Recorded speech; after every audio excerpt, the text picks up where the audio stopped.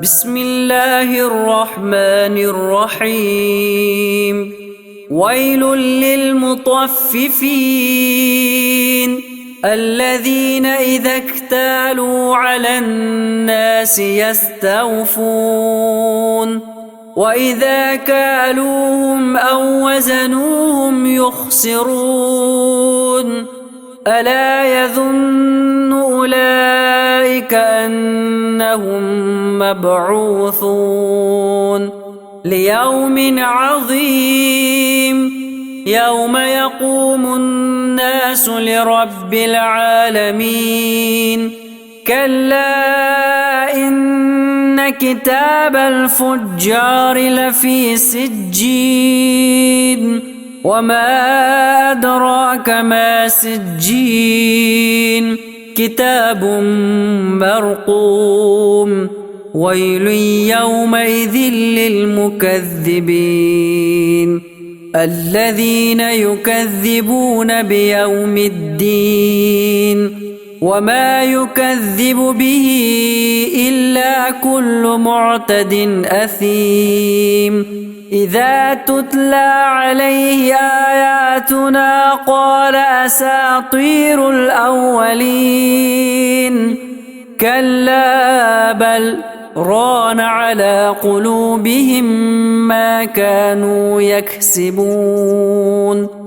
كلا إنهم عن ربهم يومئذ لمحجوبون ثم إنهم لصالو الجحيم ثم يقال هذا الذي كنتم به تكذبون. كلا إن كتاب الأبرار لفي عليين وما أدراك ما عليون كتاب مرقوم يشهده المقربون. إن الأبرار لفي نعيم على الأرائك ينظرون تعرف في وجوههم نضرة النعيم يسقون من رحيق مختوم ختامه مسك وفي ذلك فليتنافس المتنافسون. ومزاجه من تسنيم عينا يشرب بها المقربون.